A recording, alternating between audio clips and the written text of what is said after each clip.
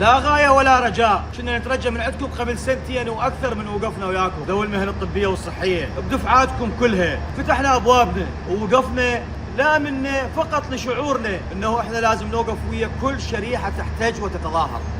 للأسف هواية جهال وهواية ممثلين وهواي منسقين يريدون يستغلوكم بحجة ممكن هاي الجهة السياسية تعينكم أو هاي الجهة السياسية تجيب لكم حل، وتقولون أستاذ مشرق نريدك توصل أعلى هرم السلطة. بالنهاية هذا مو دوري أتلقى الرصاص وياكم بالساحات، دوري أفتح أبوابي لكم، دوري صوتي يصير وياكم. لكن بالنهاية من تحطون إيديكم بيد لجان صحة، بيد مسؤولين فاسدين، وتتمنون هذول يجيبوا لكم الخير، أنا أقول لك كل خير ما يترجى من عندكم ولا واحد يعول عليهم.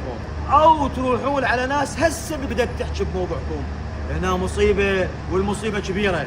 أطباء، مختبرات، صيادلة، أسنان، محللين، اختصاصات مهمة وأهلهم تعبانين عليهم ولديهم شهادات كلش كبيرة يحلم بها أي شاب. أتمنى مع هذه الشهادة العظيمة أن يكون هناك وعي مجتمعي ووعي وطني على الأقل من أجل حقوقكم وواجباتكم اتجاه الوطن.